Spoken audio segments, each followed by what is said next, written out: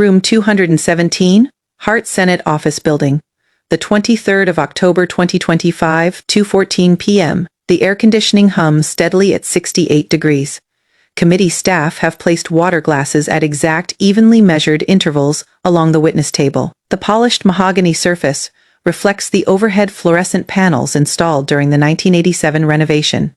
A small chip near the left edge of the table has been there since a 2019 hearing when a witness set down a briefcase too forcefully. The room holds memory. These walls have absorbed confirmation battles, scandal investigations, and moments that permanently altered American institutions. The acoustics are engineered to carry every word cleanly from the witness table to the dais. Nothing spoken here is ever truly lost.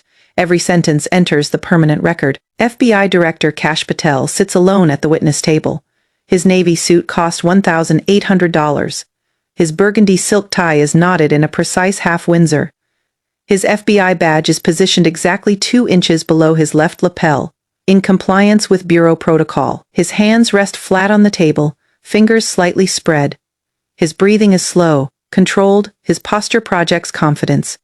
He has testified before congressional committees 11 times since becoming director.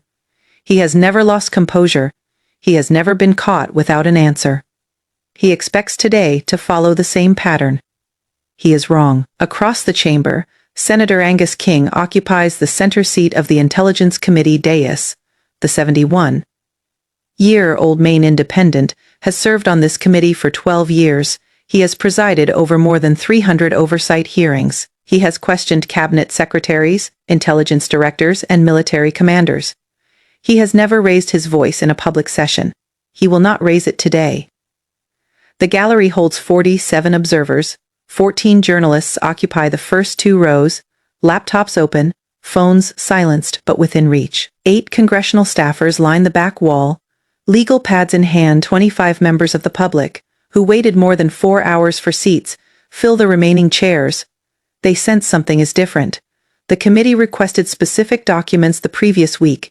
The director's office resisted the request for 3 days before complying. C-SPAN camera 2 is locked on Patel's face. Camera 4 holds the wide shot. In the control room, the producer expects a routine quarterly oversight session. There is no reason to anticipate what is coming. At 2:14 p.m., Senator King opens a manila folder. Inside are 11 pages. The next 27 minutes will end a career. Director Patel, King begins. His voice is level, unhurried. The microphone picks up the faint rustle of paper as he adjusts the folder. I want to discuss the January 7th memorandum. Patel's expression does not change. His right index finger shifts slightly against the table. The movement is invisible to the gallery, but captured by the high-definition feed. Senator, Patel replies, I'm not certain which memorandum you're referencing. My office generates numerous documents. This one bears your signature, King says, lifting the first page. The FBI letterhead is visible. The classification marking reads for official use only. The date stamp shows the 7th of January 2025. The subject line reads, Personnel Authority Clarification. Do you recall this document? Patel pauses, 3 seconds. In congressional testimony, 3 seconds is noticeable. I sign many personnel documents, Senator. Without reviewing the specific content, I can't speak to its particulars. Then let me refresh your memory, King says. He reads aloud, quote, Effective immediately. All field office supervisory appointments require director-level approval. Regional assistant directors are hereby instructed to suspend pending promotions until further guidance. This directive supersedes existing civil service protocols under emergency personnel authority. King looks up. Director Patel, what emergency required you to suspend normal civil service procedures? Patel's left hand moves toward his water glass. He does not drink. He sets it back down. The FBI was conducting a comprehensive personnel review. Temporary procedural adjustments were necessary to ensure consistency across field offices. Temporary, King repeats. He produces the second page. This memorandum has been in effect for 289 days. Is that your definition of temporary? Complex organizational reforms require adequate implementation time. I see, King says quietly. He makes a note on his legal pad. The scratch of his pen is audible in the silence. Director Patel, King continues, I want to discuss what happened after this memorandum was issued. He produces pages 3 through 7 personnel action summaries, names, dates, columns.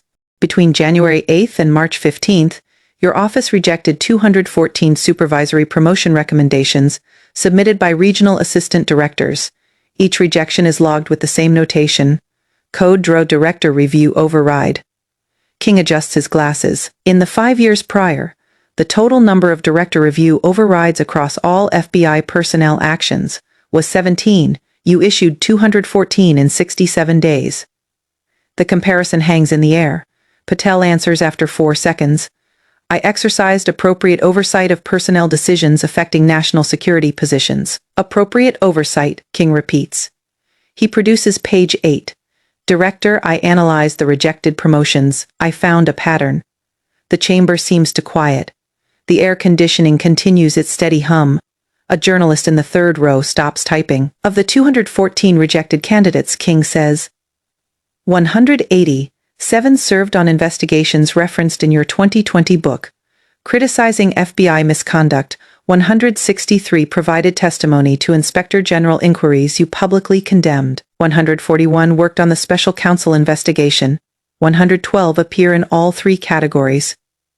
He sets the page down, pauses 6 seconds. Director Patel, King asks, did you reject these promotions because of prior investigative assignments? Patel's jaw tightens. Camera 2 captures the movement. Personnel decisions reflect comprehensive evaluations of qualifications, performance, and organizational needs. Prior assignments are one factor among many. One factor among many, King says. He produces page 9. Director, access logs show you personally reviewed these files. I have the timestamps. He reads them aloud. January 12th, you accessed Supervisory Special Agent Maria Cortez's file at 9:47 a.m. Her promotion was rejected at 9:51, 4 minutes. Agent Cortez served on the Flynn investigation. January 14th, you accessed Assistant Special Agent in Charge David Park's file at 2:23 p.m. His promotion was rejected at 2:29, 6 minutes. Agent Park testified to the Inspector General. January 19th, you access Supervisory Special Agent Jennifer Walsh's file at 11:08 a.m. Her promotion was rejected at 11:14, 6 minutes. Agent Walsh worked on the Special Counsel's obstruction inquiry. King looks up. Your average review time was 5.3 minutes. FBI guidance recommends a minimum of 4 hours for supervisory evaluations. That guidance exists because these decisions affect careers, families, and institutional knowledge accumulated over decades. He sets the page down. 214 careers, 18 hours and 54 minutes, total. Patel drinks from his water glass. The swallow is audible. Condensation runs down the glass and pools on the table. File review time reflects the efficiency of my evaluation process, Patel says. I was familiar with many of these individuals, because they investigated matters you opposed. He produces page 10. I have your public statements, your book passages naming specific agents, your testimony calling for their termination, and now personnel records showing systematic blockage of promotions minutes after file access. Patel waits. 8 seconds, 10, 12. I reject the implication, Patel says. I haven't made an implication, King replies. I've presented timestamps. He produces the final page, 1 case. He reads the name slowly. Special Agent Raymond Chen, 23 years of service. Counterintelligence Division, recommended for promotion December 15, 2024. Pause. Agent Chen was the case agent on Crossfire Hurricane. His name appears 7 times in your book. On January 8, 2025, you accessed his file at 8:03 a.m. at 8:04:60. 7 seconds later, you rejected his promotion. Silence. 60. 7 seconds, Director. Patel's face drains of color. Agent Chen's file required immediate action, Patel says. What information? King asks. I can't discuss personnel matters. Agent Chen filed a wrongful termination suit 6 weeks ago. His file is now public. King holds up the filing. No discipline, no deficiencies, 17 commendations. What required 67 seconds? Patel's attorney whispers, Patel shakes his head. I stand by my decisions. That is not an answer, King says. He opens a second folder. This morning, the Office of Special Counsel opened an investigation. He reads, potential violations of 5 U.S.C. Section 23. Prohibited personnel practices. You are the primary subject. He pauses. Did you commit a prohibited personnel practice? The room freezes. 30 seconds 40-45. Patel opens his mouth, closes it. On advice of counsel, he says. I invoke my Fifth Amendment right? The words enter the record. Spann holds the shot. The FBI director has just invoked the Fifth Amendment in a public hearing. No director has ever done this before. The clock reads Fei PM 27 minutes. King closes the folder. He does not speak. He does not need to. The room all